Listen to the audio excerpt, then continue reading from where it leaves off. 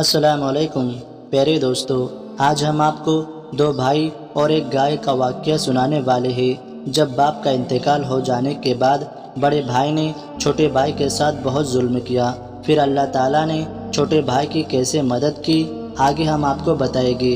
تو آپ اس ویڈیو کو لائک کریں اور اسے آخر تک ضرور دیکھیں۔ دوستو، کسی شہر میں ایک نیک دل اور مالدار شخص رہتا تھا۔ اس کے دو بیٹے تھے۔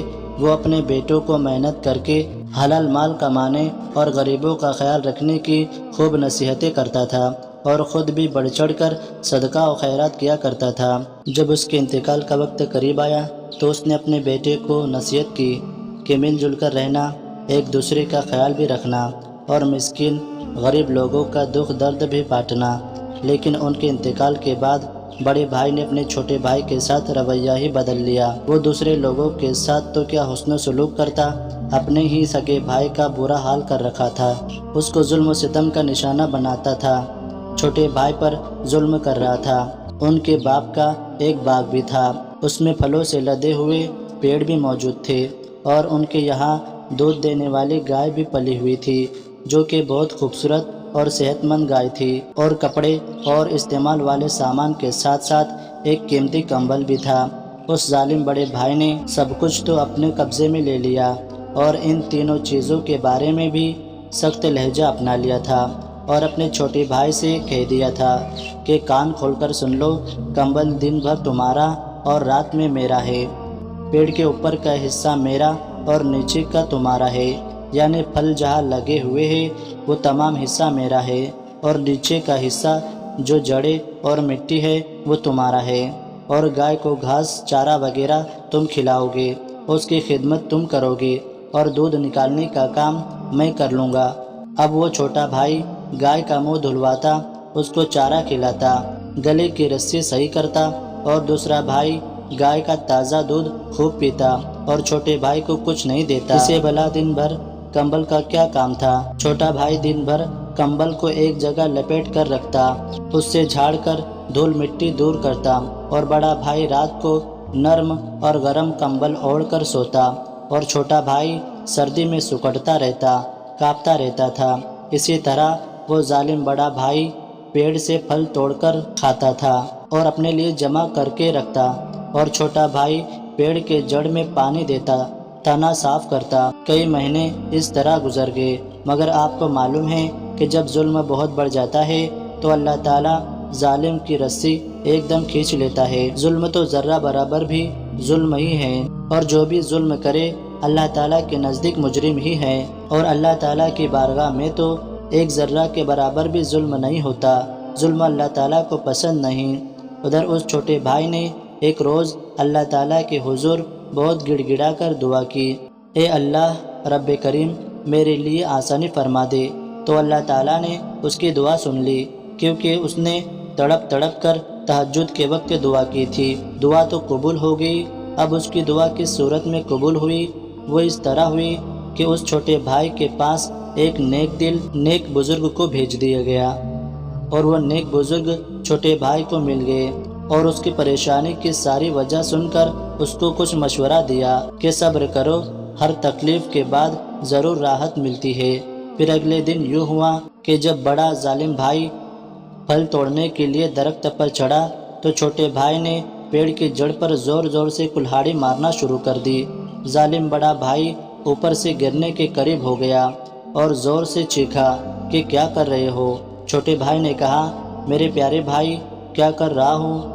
میں جو پیڑ کاٹ رہا ہوں وہ حصہ میرا ہے، میری مرضی، جو جی چاہے کرو۔ اب تو بڑا بھائی بے بس ہو گیا اور سوچ رہا تھا کہ اس کے پاس اتنی عقل کہاں سے آ گئی۔ اس کو پھل توڑنا مشکل ہو گیا۔ جب اس کو کوئی راہ نظر نہیں آئی تو چیخ کر بولا، بھائی رک جاؤ، پیڑ مت گراؤ، لو آدھے پھل تمہارے اور آدھے میرے۔ اس کے بعد جب بڑا بھائی شام کے وقت گائے کا دودھ نکالنے کے لیے بیٹھا اور دودھ نکالنے کے لیے بڑا برتن رکھا ہی تھا تو چھوٹے بھائی نے گائے کے گال پر اور کان پر مالش کے ساتھ ساتھ ہلکے ہلکے سے تھپڑ لگانا شروع کر دیے۔ اب گائے پوری بے بسی سے زور زور سے ہلنے لگی اور بڑے بھائی کو دودھ نکالنا مشکل ہو گیا۔ وہ پھر چیخ کر بولا، ارے پاگل کیا کر رہے ہو؟ چھوٹے بھائی نے کہا بھائی جان گائے کا منہ اور سر والا شروع کا حصہ میرا ہے، میری مرضی، گائے کے ساتھ جو بھی کروں، جو بھی سلوک کروں یہ تو میرا ہے نا۔ اس نے کہا اب کیا کرو، اس کی بات تو ماننی پڑے گی۔ بڑا بھائی کہنے لگا ارے مجھے آرام سے دودھ نکالنے دے، چلو ٹھیک ہے، آدھا حصہ اس میں سے تمہارا بھی رکھوں گا اور آدھا میرا ہوگا، تم بھی اس کی صفائی کا خیال رکھتے ہو، گھاس چارہ کھلاتے ہو، آج سے اس میں تمہارا بھی حصہ ہے۔ بڑے بھائی نے تو دو باتیں مان ہی لی تھی۔ اسی طرح دن بھر کمبل چھوٹے بھائی کے پاس تھا۔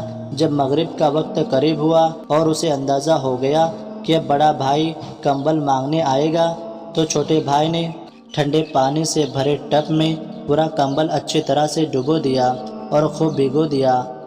بڑے بھائی نے جب ٹپ ٹپ قطرے گرتا ہوا پانی سے بھرا ہوا کمبل دیکھا تو بہت سٹپٹایا کہ یہ کیا ماجرا ہے، اور اپنے چھوٹے بھائی کو ڈانٹا اور کہنے لگا کمبل کا یہ کیا کر دیا، اس کو کیسے میں رات میں اوڑھوں گا، اتنی سخت سردی ہو رہی ہے اور یہ پورا گیلا ہے۔